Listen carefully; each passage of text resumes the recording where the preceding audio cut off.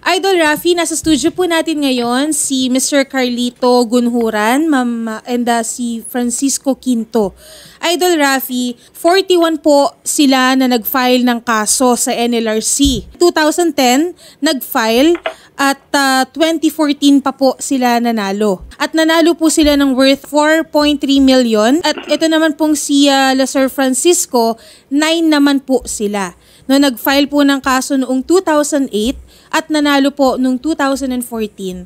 At ang napalanunan po nila, Idol Rafi, ay nagkakahalaga po ng 491,000. Masama pa dito, Idol Rafi, sila Sir Carlito sa kanilang grupo, namatay na daw po yung 9 po nilang kasamahan. Wala pa rin daw po silang nakukuha, Idol. Ito yung sinabi ko doon sa chief ng NLRC sa isang organizational meeting noon sa Senado na inabot ng siyam-siyam yung kaso hanggang sa manalo. Unfortunately, pag nanalo, yung iba dahil sa sobrang tagal ng kamatay na. Ito na ngayon, ito yung another classic example. Yung isang kasama po namin, Idol, kamamatay lang nung November 2. Dapat siya ang kasama dito ngayon. Siya yung nakapangalan sa gwardiya, nabigyan ng ID number. Ma'am Cecilia, kagrupo niyo po si Sir Carlito o si Sir Francisco? Si Sir Francisco po, sir. Kaso lang, alam ko din yung kalakaran nila dahil ako din ang gumagabay sa kanila. Okay. Ano po yung katungkulan niyo dati sa kumpanya, ma'am? Sa Grace? Nasa Grace HR po ako, sir. Bakit po kayo nag-file ng kaso sa NLRC po, ma'am? Binigyan ho kami ng retrenchment ang management. Inabolis nila yung trabaho namin dahil nga mahina na nga daw. So sa madaling sabi, sir, yun nga, pinauwi kami. August kami tinanggal, sir, 2008. Ang pangako, sir, na after 1 month, balikan nila kami. Pero hindi na. Wala pong nangyari. Hanggang nagpalo kami sa NLRC. Mahaba ho yung pinagdadaanan namin sa kanila. Sobra-sobra ho. 14 years po. Opo. Nagpagay 2008 at 2022 na po ngayon. Regular employee kami lahat, sir, na tinanggal. Kailan po kayo nanalo sa NLRC po? Sa akin, sir, July 30, 2014. Bakit daw po hindi makuha-kuha yung pinanalo yung pera? Nung nasa arbiter, lagi kami nagpalo up. Ngayon, sir, maliit lang po talaga ang kagaya ko. 14 years ako, 79 lang po ang nakukuha ko. Ngayon, pagdating doon, gusto na lang namin makuha sana yung 79. Kaso lang ho, yung kaharap na namin yung abogado nila. Ang sabi, wala daw silang pera. Ang mangyayari, gawing hulugan. Hindi ho kami pumayag. Kasi ang lupit na din talaga yung ginagawa nila sa amin. Yung Grace Park International po, anong klaseng kumpanya po ito? Furniture po. Hanggang ngayon po existing pa rin itong furniture shop. Buhay po yung company nila, sir, kasi meron kaming katibayan na buhay ang company dahil nag-hearing kami sa Valenzuela, sir. Ngayon, since 2003, hanggang ngayon buhay po ang company. Pare-pareho po kayo lahat kayo sa Grace Park International dati. Opo, isang company lang kami, sir, kaso lang nauna kaming tinanggal. Shari, nandyan pa ba yung mga taga-NLRC? May mga kausap tayo? Idol Rafi, ayun nga po, tinatawagan po natin yung sheriff, si Kenneth Arpajo, and yung labor arbiter ng NLRC na si Joel Aliones. Tumatawag din po tayo sa kataas-taasan po sa NLRC.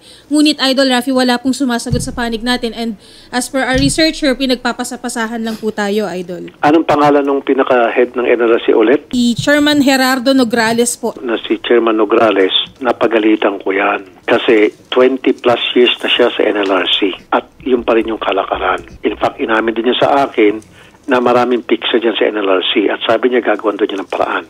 At inamin niya matagal daw talaga ang proseso. Lumilitaw na itong si Chairman Nograles inutil to. Dahil kapag hindi siya inutil, sana wala tayong matatanggap na ganitong klase mga reklamo. Nagdagsaan na naman eh. Ito yung palaging reklamo, Shari at Attorney Plessy, sa NLRC. Yung bang nanalo ka na and then kapag nanalo ka, sorry ka na lang. Kasi pahirapan. At kapag minalas-malas ka tulad sa kanila, mamamatay ka na lang, hindi mo titikman yung kinanalo mo. There has to be a legislation talaga para ma-address ito. Napag-usapan na namin to, Attorney Plessy, ikaw ba yun yung sabi ko na dapat magkaroon na ng escrow money ban na magpapas ng legislation na kapag nireklamo ang isang company, yung NLRC mismo mag-require sa company na yon kung magkano yung pinafile na claim, to put on escrow. Diba? Para kapag nanalo, then doon na lang kukunin yung pera.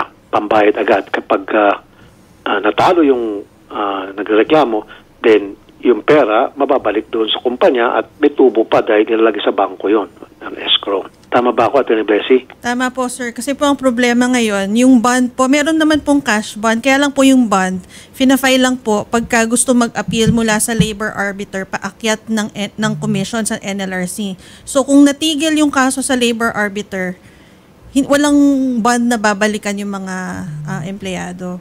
Okay yung sinasabi ko, suggestion ko na the moment na nag-file ng case NLRC at umakyat na sa arbiter, right there and then, i-require yung company na mag-post ng bond o yung ilalagay sa escrow yung pera.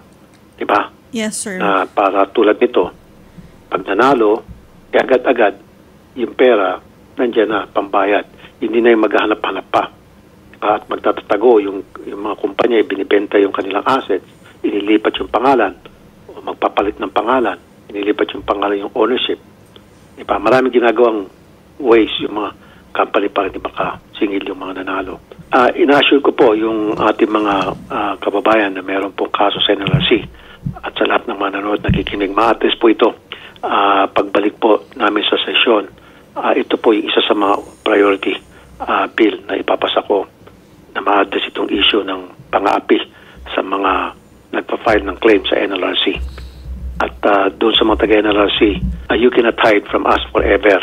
That I can assure you. Darating yung time na talagang kayo kailangan sumipot sa Senado at pag nangyari yan, ikaw, Chairman Nograles, makakatikim ka. Makakatikim ka, Chairman Nograles. Yes, patitikman mo yung natitikman na sakit at pait na ginagawa ninyo sa mga manggagawa natin na lumalapit sa inyo dyan. Wala kayong ginagawa kung hindi lalong pinapahirapan.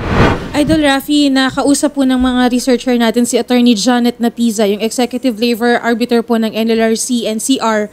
Pwede daw pong pumunta yung mga complainant sa kanya at i-assist niya daw po. Nasa meeting lang daw po siya ngayon, Idol. Si Attorney Janet Napiza po. Well, magpapasa ko ng resolution and then marirefer ito sa labor. And I'm the Vice Chairman of Labor. Ipatatawag ko itong si Nograles na to. Mag-retire na ata to next year if I'm not mistaken, 2023. So itong pabaon ko sa iyo, Chairman Nograles, bago ka mag-retire, makakatikim ka tangalan ng hustisya para sa mga aping-api na mga manggagawa na wala kang ginawa kundi pabayaan. Pabayaan sila at apihin. Naapi na nga dahil tinanggal, illegal dismissal, and then inapi po for the second time. Nung manalo, hindi binigay sa kanilang pinanulan at namatay pa yung iba. Anyway, Chairman Nograles, magkikita rin tayo. Ma'am Cecilia? Yes po. Ganito pong gagawin natin. I-refer ko po itong kaso nyo sa Senado. Magpa-file po ako ng resolution, i-read of legislation, kasi po naging talamak na itong reklamong ito. Then, I will do a privilege speech tungkol dito. And then, ipapatawag natin itong si Nograles. Okay? Maraming salamat, Idol. Hindi po abuti ng isang linggo po siguro mahigit magkakaroon po tayo ng resulta, okay? Salamat po. Maraming salamat po. Maraming salamat. Nangako naman po si Attorney Janet Napiza, yung Executive Labor po ng arbiter po ng NLRC, na siya po ay tutulong. So, pasamahan po namin kayo, ma'am, agad-agad po para kayo po mabigyan na po ng hustisya gaya po ng sinabi ni Idol Rafi. Thank you very much, Ma'am Cecilia. Salamat po, sir. Magandang hapon po. Maraming salamat po, ma'am.